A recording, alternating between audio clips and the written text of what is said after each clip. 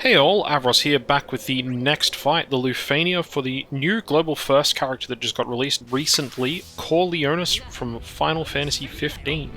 So as this was a brand new Lufenia fight, there wasn't a huge amount of research I could do going into this one. There wasn't any sort of existing fights or knowledge from the JP version of the game, so I had to work off both the in-game boss description and my knowledge of sort of what to expect going into this fight to put together a team and sort of an idea for how to approach this fight that ended up working out quite well.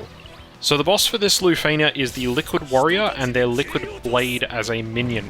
Both take a 30% reduced bravery damage throughout the fight, with the warrior also dropping bravery recovery by 30% as well initially.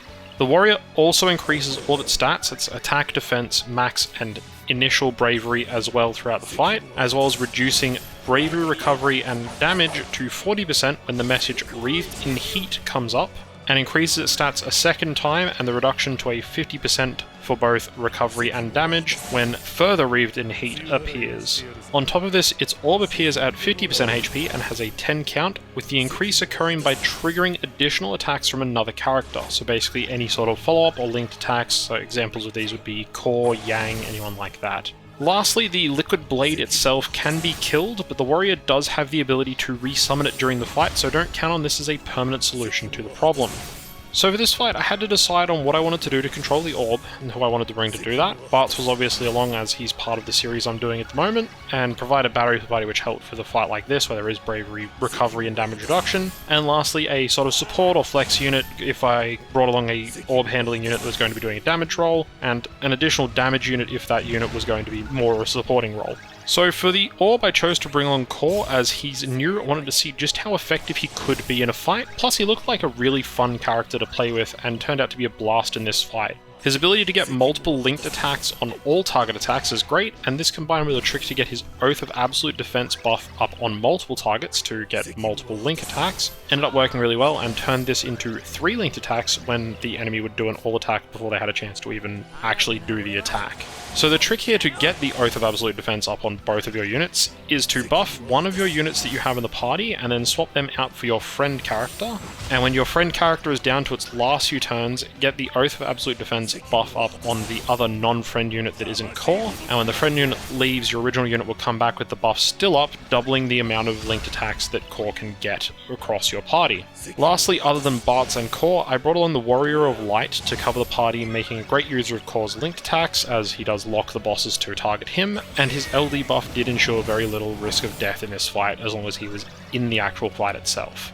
For this fight, I went in and set everyone up on their initial turns. I used Cor's free skill on his Moonlight Dawn, targeting the Warrior of Light for the buff, and then used his now charged EX, and Bartz I started to get mastery of both of his skills up, starting with Missile, and Warrior of Light used Bitter End to cover everyone from death and unlock both enemies in the initial turns. After a few more turns of getting everyone set up, getting all the buffs up, and getting all the mastery up on Bartz, and a few extra hits out of Cor while doing so, I used his Reaper's Gale as his overhead buff was fully stacked, and got those amazing max bravery rainbow damage hits, and then looked to set up for Bartz's BT phase. I first linked Cor to Bartz, as he would be following up on all of Bartz's turns during that BT phase by getting the Oath of Absolute Defense up on him, and then used Fujin's LD call and went in with the warrior at 72% HP remaining. I executed the usual Bartz BT phase order and came out with the boss at only 60% HP left, and then got a few more turns of damage in, setting up Bartz's BT buff to full stacks, set up Oath on Warrior of Light, and switched him out for my friend Tifa. I then used friend Tifa to do a huge amount of damage using her LD ability, and then got the warrior under the 50% HP threshold to start the orb actually into the fight, and then buffed Bartz again towards the end of her turns to be ready for when Warrior of Light came back in with that Oath of Absolute Defense again. I then took a calculated risk in this fight that I wasn't sure would pay off at first, which was to have Tifa die after her last turn to bring Warrior of Light back in early to prevent any further damage from occurring to the party from the boss, and take advantage of a triple all attack that was queued up next to maximize Cor's effectiveness in getting as many counterattacks as possible there. This did put me very close to the allowable amount of damage for the fight, but with Warrior of Light back in, I wasn't going to take any more HP damage because of his LD buff, although I did double check this during the fight just to make sure I was definitely under the 15,000 damage threshold, and also was okay as friend unit KOs don't count for your don't let anyone KO in the mission requirements as well, so there was no problems with getting that requirement done.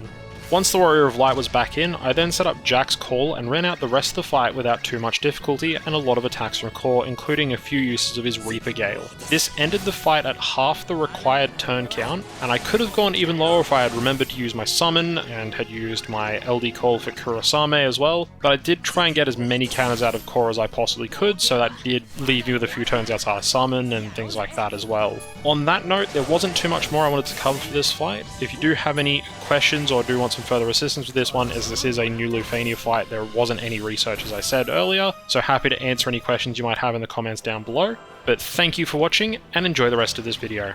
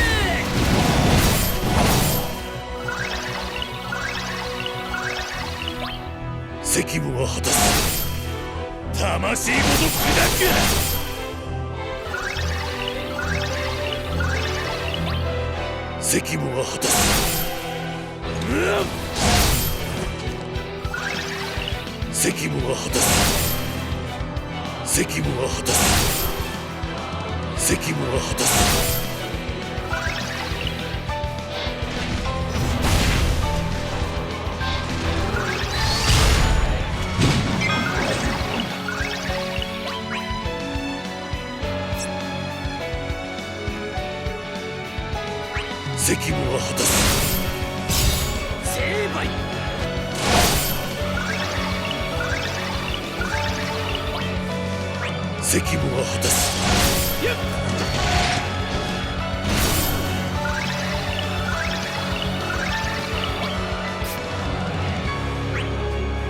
やっちゃうぞ。届くんだな。見切った。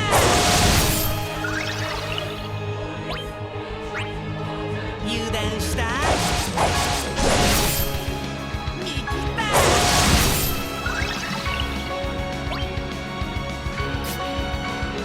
責務は果たす。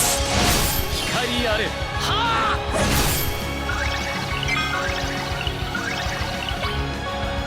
責務は果たす。人たちで切り落とす。燃えたけれ。責務は果たす。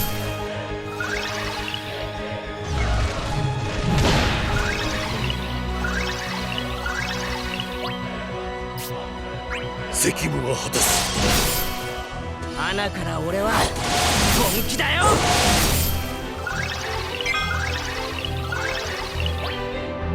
責務は果たす。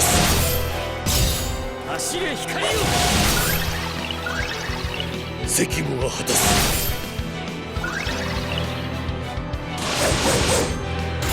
責務は果たす。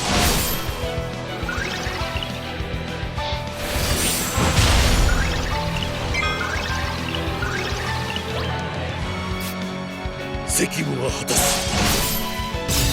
成敗。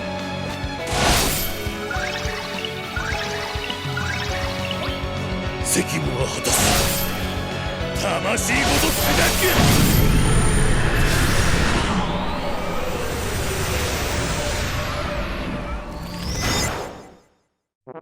上々だ。